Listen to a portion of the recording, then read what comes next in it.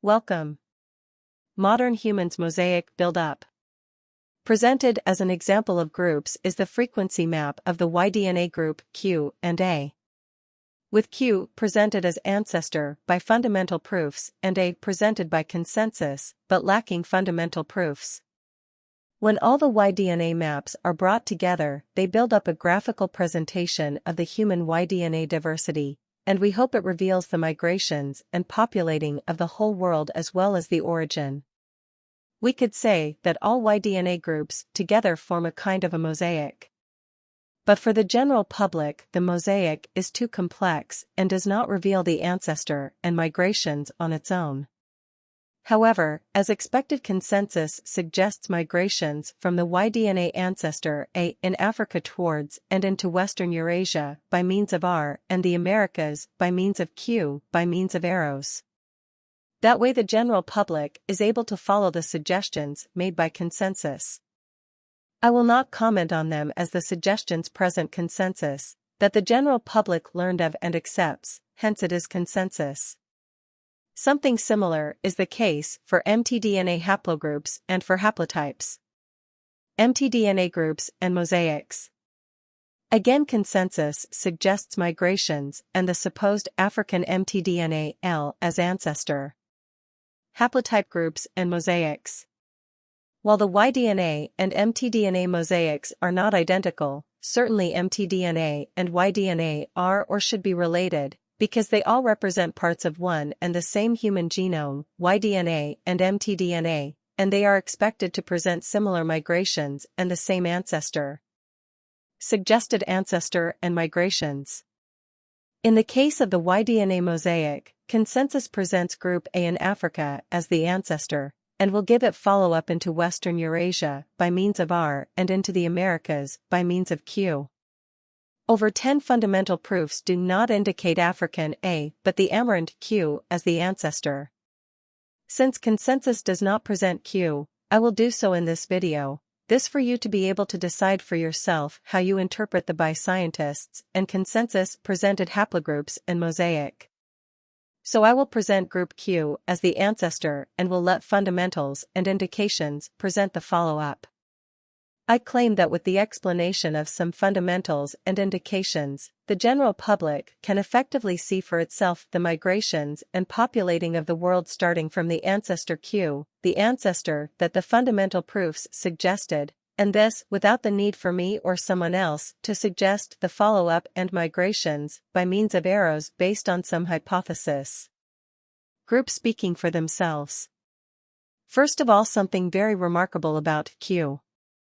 Group Q on its own presents presence on all of the planet, roughly except Africa, Australia, Japan, and Papua New Guinea. That looks like a very promising fact for the start of an ancestor to populate the whole world. Intermezzo. Differently, Group A, as suggested by consensus, only presents itself in Africa, and this in an area of only 10% of Africa. Presented. Presence Group A in Africa. Aridity zones in Africa. Population density of Africa. Remarkable is that this 10% is in some of the most arid parts of Africa with very low population density and that of indigenous people that seem to have retracted themselves, or are pushed back, in a rather isolated arid corner of Africa. While that is fascinating, this was not promising for an ancestor that had to populate the rest of the world in a record tempo. End of intermezzo. Starting off with Q presenting only the first steps, based on fundamentals, will already present the populating of the whole world. This simplification makes the mosaic much more easy to read, as well as the migrations and confirmation or rejection of the ancestor based on fundamentals. Q on its own.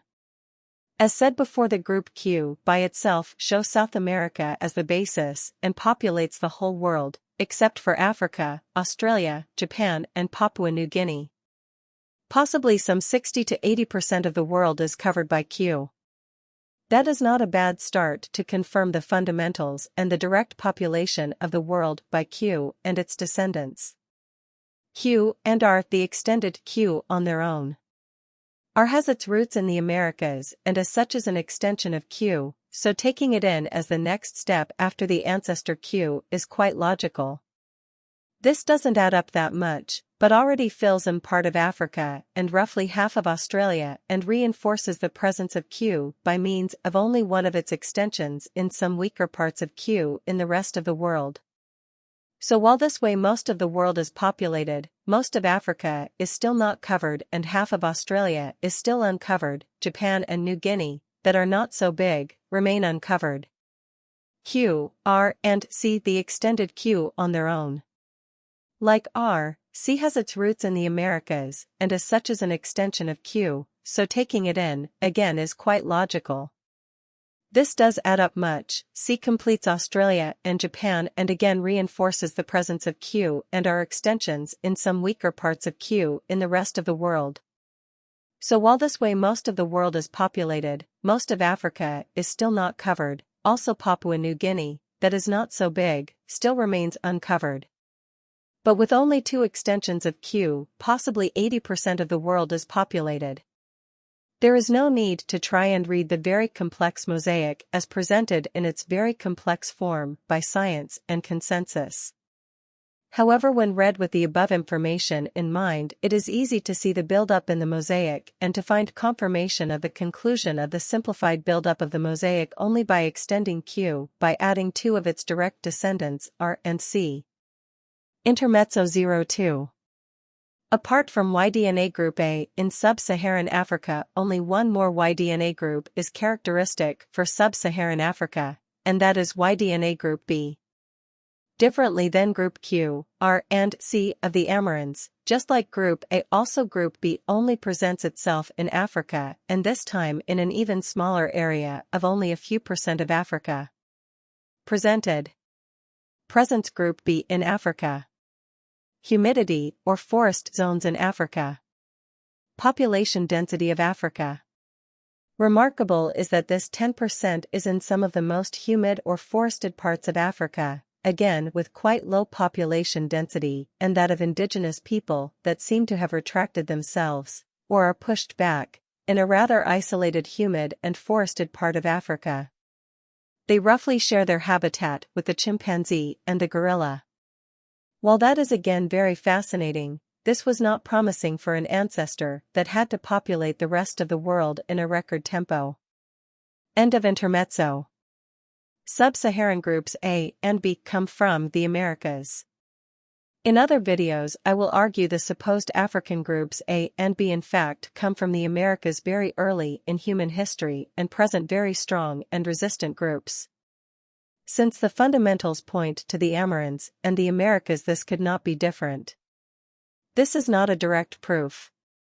Direct proofs and direct indications will be presented in other videos. Group E comes from Western Eurasia. According to science and consensus, Group E entered Africa as the basal Eurasian group, DE roughly 75,000 years ago. This kind of invader or turnover of Africa probably pushed back A and B into Africa to the respective places I mentioned before.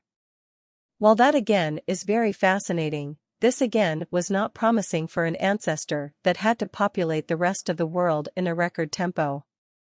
Thank you for watching.